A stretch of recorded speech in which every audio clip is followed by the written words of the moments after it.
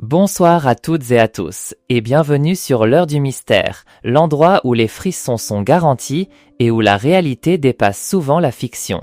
Ce soir, je vous emmène dans un voyage au cœur de l'inexplicable, avec une série d'histoires qui vous feront douter de tout ce que vous croyez savoir sur le monde.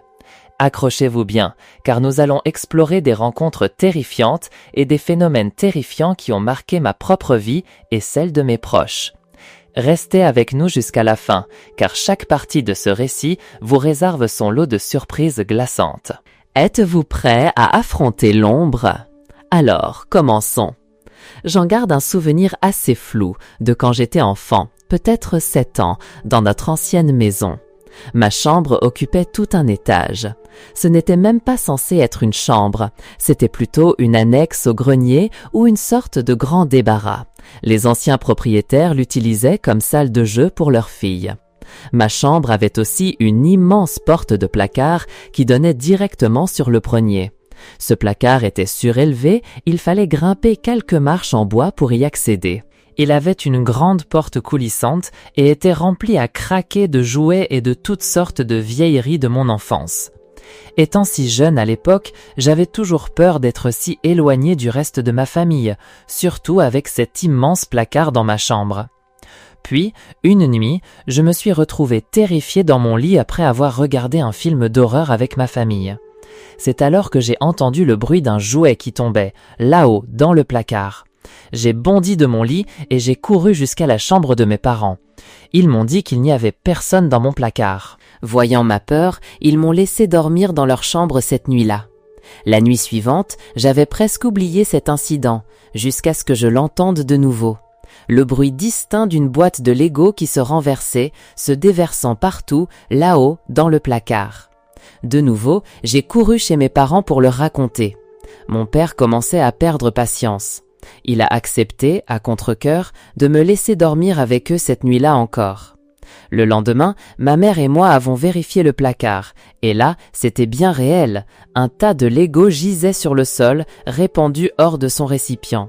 Je pensais que c'était la preuve qu'il y avait quelqu'un dans mon placard, mais ma mère m'a assuré que la boîte était simplement tombée. Cette nuit-là, mon père a fermé la porte à clé.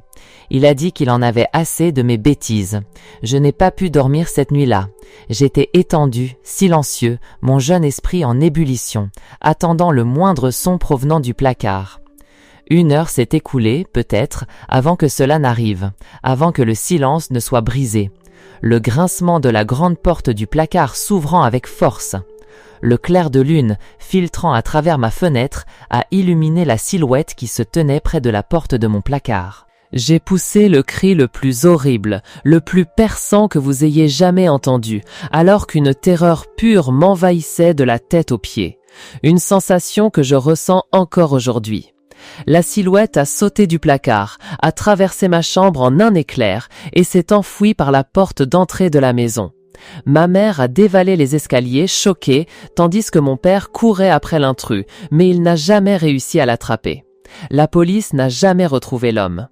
Lorsque j'étais en 4e, j'ai participé à un voyage scolaire, une visite de la Louisiane, qui consistait principalement à explorer des sites historiques du sud de cet État. L'un des lieux que nous avons visités était la plantation Myrtles, réputée pour être l'un des endroits les plus hantés du pays. Toutes sortes d'histoires circulent à propos de cet endroit, mais à un moment donné, nous étions debout dans une pièce, faisant partie d'un grand groupe, et le guide touristique parlait de quelque chose, je ne me souviens plus de quoi. Tandis que j'étais là, j'ai commencé à entendre ce qui ressemblait à quelqu'un frappant une touche de piano. Après l'avoir entendu quelques fois, j'ai commencé à chercher la source de ce son. Je ne voyais pas de piano, mais je continuais à l'entendre. Alors j'ai demandé à mes amis qui se tenaient près de moi s'ils l'entendaient aussi. Ils ont répondu non. Quand je l'ai entendu de nouveau, j'ai dit « Ça y est, encore !» Ils devaient bien l'avoir entendu.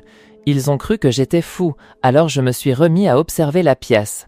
Tous les regards étaient tournés vers le guide, sauf ceux d'une femme. Elle a croisé mon regard, a pointé du doigt vers moi, puis vers son oreille, avec un air interrogateur.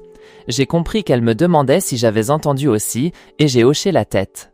À ce moment-là, le guide a commencé à raconter l'histoire d'un soldat qui était mort là et qui jouait du piano, et plusieurs visiteurs avaient rapporté l'avoir entendu jouer la nuit. Honnêtement, je ne savais pas quoi en penser. Je crois que je ne le sais toujours pas. J'ai parlé à cette femme alors que nous quittions la pièce et elle m'a dit qu'elle avait entendu exactement la même chose que moi, mais que son mari et son fils n'avaient rien perçu. C'était peu avant Halloween et mes amis et moi racontions des histoires de fantômes. Mon amie a dit qu'elle allait raconter une histoire sur le premier rendez-vous de ses parents. Elle a avoué ne pas aimer raconter cette histoire car elle était bien réelle, mais nous l'avons pressée de nous raconter tout ça sans détour. Les parents ont eu un premier rendez-vous agréable, bien qu'un peu gênant, et au moment où ils auraient dû se dire bonne nuit, le jeune homme, qui est le père de mon ami, a suggéré d'aller faire une randonnée nocturne dans le canyon de Provo. Apparemment, il connaissait bien l'endroit, ayant beaucoup pratiqué l'escalade dans la région. Alors, ils ont remonté l'entrée du canyon en voiture, sont sortis et ont commencé à marcher sous la seule lumière des étoiles, car c'était une nouvelle lune. À un moment donné, l'homme a commencé à ressentir un mauvais pressentiment.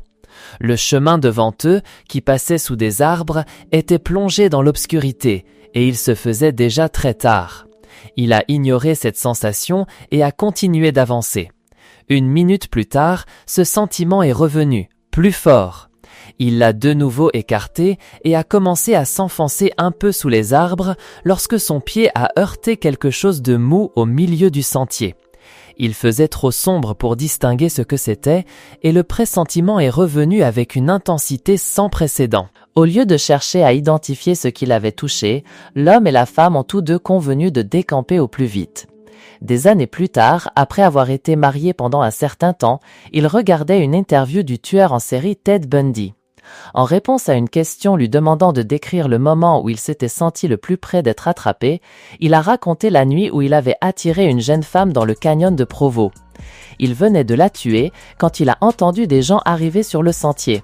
Il a expliqué s'être caché dans les arbres juste à temps pour ensuite voir un homme marcher directement sur le corps et, pour une raison qu'il ignorait, simplement faire demi-tour et s'éloigner. La bibliothèque de mon université est ouverte jusqu'à 2 heures du matin pour les étudiants paresseux comme moi qui ne rendent leur dissertation qu'à la dernière minute. C'est un bâtiment assez petit et la plupart des livres se trouvent au sous-sol, dans la zone qu'on appelle les rayonnages. Pour vous donner une idée rapide de l'agencement, il y a le grand escalier principal qui descend au rayonnage, une salle des distributeurs automatiques et un long couloir avec les 4 entrées menant au rayonnage. Ces rayonnages sont en fait 2 très grandes pièces situées de part et d'autre du couloir, remplies d'une quantité impressionnante d'étagères et de bureaux d'études le long des murs. J'étais là vers 23 heures. L'année dernière, ma dissertation nécessitait beaucoup de recherches, alors je travaillais dans les rayonnages à l'un des bureaux d'études pour ne pas avoir à monter et descendre constamment. J'étais là depuis environ 2 heures et tout le monde était déjà parti, à l'exception d'un garçon qui travaillait quelques bureaux plus loin de moi. À ce moment-là, j'étais complètement exténué. C'était pour un cours de 8 heures du matin, donc il ne me restait plus beaucoup de temps avant la date limite et je commençais à paniquer. Ça m'a donc vraiment exaspéré d'entendre quelqu'un feuilleter les pages d'un livre très vite, produisant ce bruit de claquement fort à l'autre bout de la pièce. J'ai d'abord un peu ignoré, pensant qu'ils finiraient par s'arrêter, mais ils ont continué. Après environ 5 minutes, j'en ai eu marre et j'ai commencé à marcher dans leur direction pour leur dire d'arrêter. Je fais à peine 3 pas à travers la pièce quand le bruit s'est arrêté net. Je me suis rassis et le silence est revenu, mais seulement pendant une dizaine de minutes, avant que le bruit des pages qui tournent ne recommence, cette fois beaucoup plus fort, comme s'ils avaient saisi un énorme livre.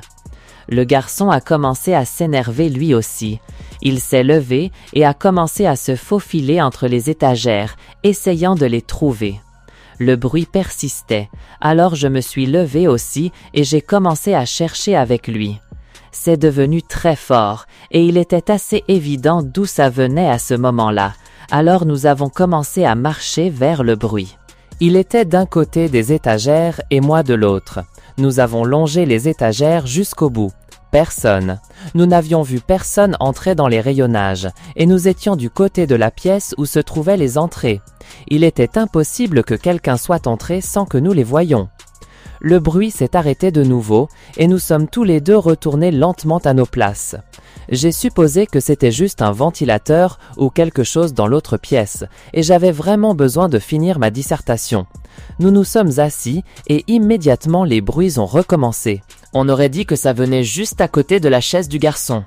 Il a fourré ses affaires dans son sac, m'a regardé, a dit « je m'en vais d'ici » et est parti en courant. J'étais dehors environ 5 secondes derrière lui. Je ne retournerai jamais dans les rayonnages la nuit, même quand il y a d'autres personnes. Cela s'est passé quand j'avais encore mon bateau de pêche. Ce fut une expérience terrifiante qui ne nous quittera jamais. Ma femme et moi sommes partis de la côte Est pour notre voyage de pêche de 2 jours dans l'Atlantique Nord. Le premier jour et la première nuit furent normaux, nous avons fait une belle prise. Le soir, nous avons joué aux cartes en écoutant de la musique. C'était agréable jusqu'à la nuit suivante. Après une journée lente en mer, nous jouions de nouveau aux cartes à l'intérieur, cette nuit-là sans musique. C'est à ce moment-là que nous avons entendu le bruit d'un moteur de bateau. Nous nous sommes précipités dehors pour voir un homme pilotant un vieux bateau à moteur miteux, absolument sans aucune lumière. Il s'était arrêté juste devant notre étrave. L'homme était d'âge moyen, il avait une barbe et portait une casquette de baseball. Je me suis approché et lui ai demandé s'il avait besoin d'aide. Il nous a demandé si nous avions de l'essence en rab. Je me suis excusé et lui ai dit que nous n'en avions pas. J'ai demandé à l'homme s'il manquait de carburant et s'il voulait que nous le ramenions à terre, mais il a refusé. Il a affirmé qu'il avait plein d'essence, ce qui a créé un silence gênant, ma femme et moi nous demandant pourquoi il nous avait demandé de l'essence. Puis, le silence a commencé à nous glacer le sang, ma femme et moi, surtout à cause de la façon dont il me fixait, le regard vide. La seule lumière venait du projecteur de pont à l'avant de notre bateau. À part ça, nous étions plongés dans l'obscurité la plus totale. L'homme a finalement brisé le silence et nous a demandé si nous avions fait une bonne pêche ce jour-là. Je lui ai dit que non, essayant de rester poli, même si la situation était étrange et franchement inquiétante. Je lui ai demandé comment il se déplaçait dans l'obscurité, mais il s'est contenté de rire, comme si j'avais raconté une blague. J'ai supposé qu'il m'avait mal entendu. Il a fait demi-tour avec sa petite vedette et la dernière chose qu'il nous a dite fut « Ravi de vous avoir rencontrés, les amis ». Puis il a filé dans le noir absolu qui nous enveloppait. Ma femme et moi étions complètement déconcertés. Elle m'a confié qu'elle craignait qu'il ne nous vole. En tant que pêcheur, on rencontre et on discute avec d'autres marins et pêcheurs tout le temps, mais je savais que quelque chose n'allait pas avec cet homme.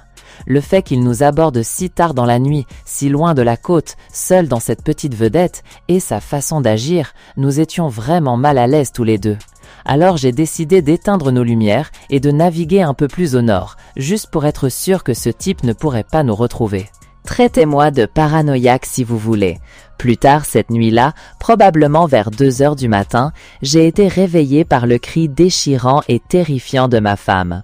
Je me suis redressé d'un bond de ma position allongée pour voir un homme debout au pied de notre lit. Je me suis précipité hors du lit vers l'homme, mais il était déjà hors de la cabine avant même que je puisse sortir de la pièce.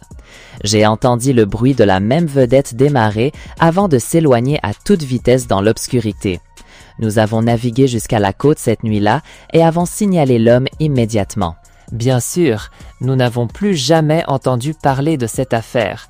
Nous n'avons toujours aucune idée de ce que cet homme voulait ou de ce qu'il comptait faire, mais cela me donne encore des cauchemars à ce jour. La disposition de ma chambre faisait qu'en face de mon lit, il y avait une petite alcôve qui ne recevait aucune lumière à cause du placard légèrement en avant. Le placard bloquait donc la lumière du plafond et la lumière ambiante de l'extérieur lorsqu'il faisait sombre. J'étais en terminale et j'essayais de dormir, mais impossible. Vous savez cette sensation comme si quelqu'un vous fixait? Je la ressentais. Je ne pouvais pas m'en débarrasser et j'avais l'impression que tout ce qui me regardait avait une intention si malveillante. J'ai ouvert les yeux et mon regard a été attiré par ce coin sombre de la pièce où j'ai vu une silhouette flotte, plus sombre encore. J'ai eu la chair de poule, mais je me suis dit qu'il n'y avait rien là. Je m'imagine des choses. J'ai refermé les yeux, essayant de me forcer à dormir, mais je ne pouvais pas me défaire de ce regard maléfique que je sentais sur moi. Puis, il y a eu un grincement, le bruit de quelqu'un qui mettait de la pression sur le parquet. J'ai rouvert les yeux, et cette chose d'ombre se trouvait maintenant dans le coin opposé. Tous mes sens internes sont devenus fous, et j'ai jeté mon oreiller et ma couverture sur ma tête en pleurant jusqu'à m'endormir, tout en espérant que cette chose ne s'approcherait pas. Je sais que je n'ai pas imaginé ni rêvé, et cela me donne encore des frissons dans le dos à ce jour. C'était la première fois que ma famille partait camper ensemble. J'avais 18 ans à l'époque. Nous n'aurions probablement pas fait ça sans mon frère et ma sœur, qui n'avaient encore que 11 ans et étaient jumeaux. C'était mi-juillet et j'étais en fait assez enthousiasmé par l'idée. Nous avons roulé jusqu'à la campagne. Nous ne sommes pas allés dans un camping organisé.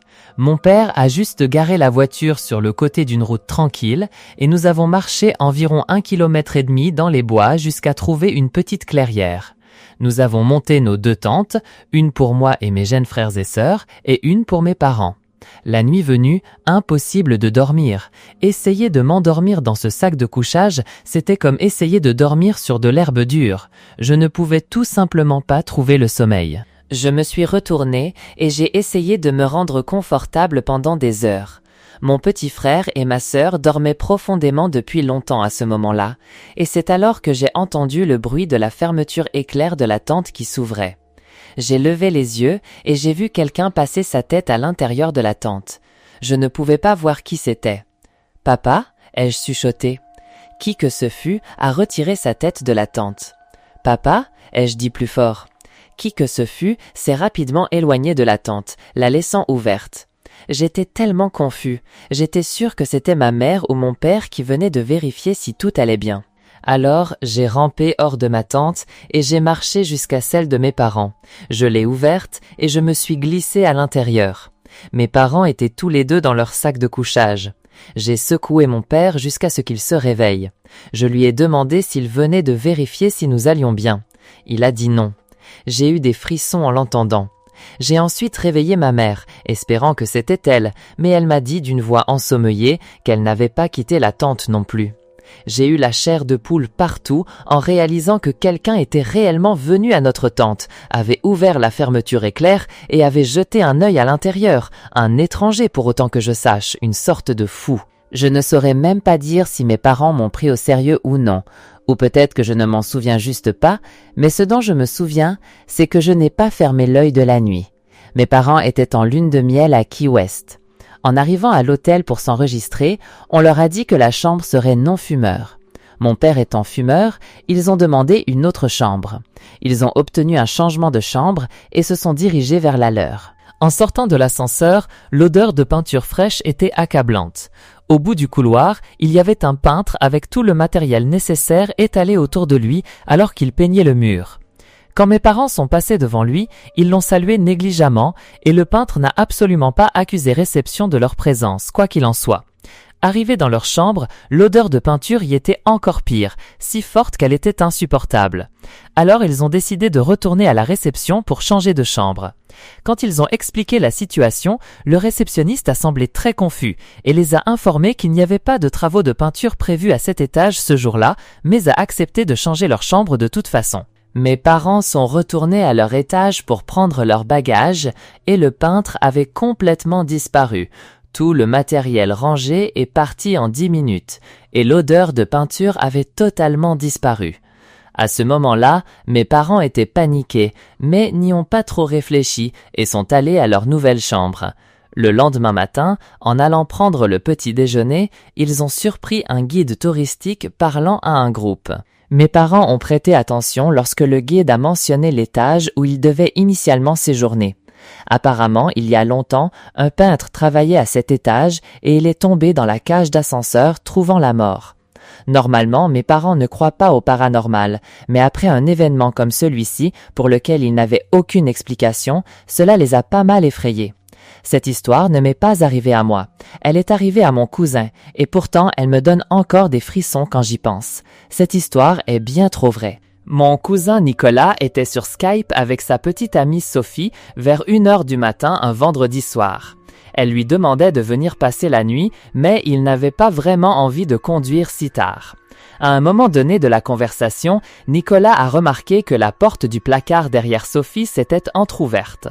Nicolas le lui a fait remarquer et Sophie s'est retournée pour regarder le placard. Ils ont tous deux fini par l'ignorer. C'était probablement une demi-heure plus tard dans la conversation que la porte du placard s'est entr'ouverte encore plus en grinçant. Nicolas l'a de nouveau aperçu et a dit à Sophie que son petit frère devait se cacher dans le placard. Elle a nié et lui a dit que la fenêtre était ouverte ou quelque chose comme ça, donc il devait y avoir un courant d'air. C'est environ une demi-heure plus tard que la porte du placard s'est complètement ouverte et quelqu'un est sorti du placard et a quitté la chambre de Sophie. Sophie ne semblait pas le remarquer, mais Nicolas a été stupéfait par ce qu'il venait de voir. Il lui a dit que son petit frère se cachait dans son placard, mais ce qu'elle a dit ensuite a glacé le sang à Nicolas. Elle lui a dit qu'elle était seule à la maison ce soir-là. Nicolas a commencé à crier à l'écran pour qu'elle ferme sa porte à clé et appelle la police, et qu'il serait là aussi vite que possible. Sophie a commencé à peine à comprendre la situation en se retournant et en voyant la porte du placard complètement ouverte. Elle a couru vers l'embrasure de sa porte et a poussé un cri à glacer le sang avant de claquer la porte et de la verrouiller. Nicolas a conduit aussi vite qu'il a pu tout en appelant la police. Quand il est arrivé, la porte d'entrée était ouverte, alors il a couru dans la maison jusqu'à la chambre de Sophie.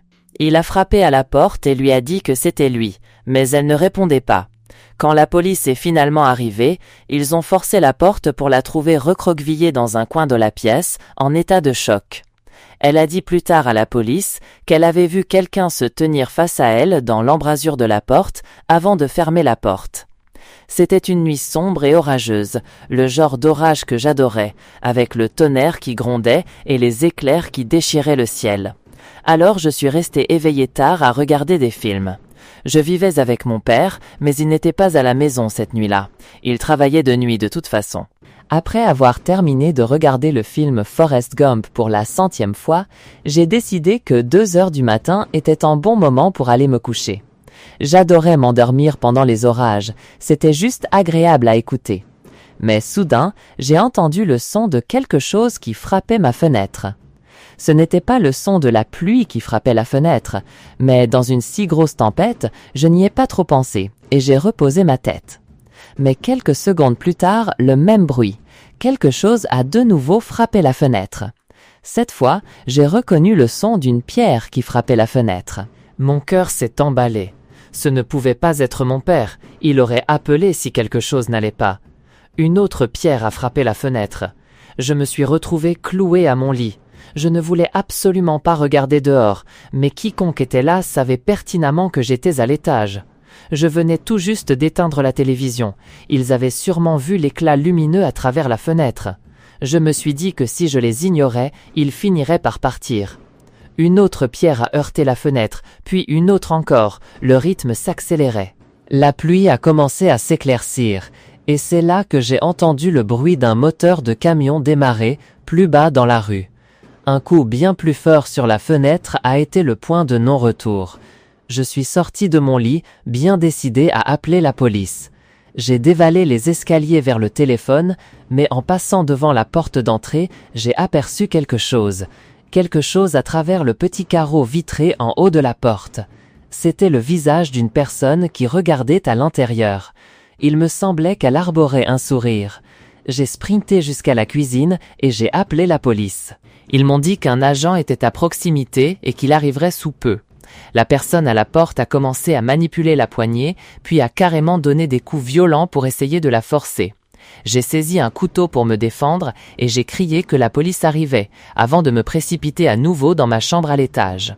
Après environ 1 minute, les coups contre la porte ont cessé et plus aucune pierre ne frappait ma fenêtre. Je n'osais toujours pas regarder par la fenêtre, mais je me souviens avoir entendu le camion démarrer et s'éloigner. Quelques minutes plus tard, j'ai entendu le son d'une sirène de police à l'extérieur et quelques instants après, la sonnette a retenti. J'ai tout expliqué à l'agent. J'ai décrit le visage du mieux que je pouvais.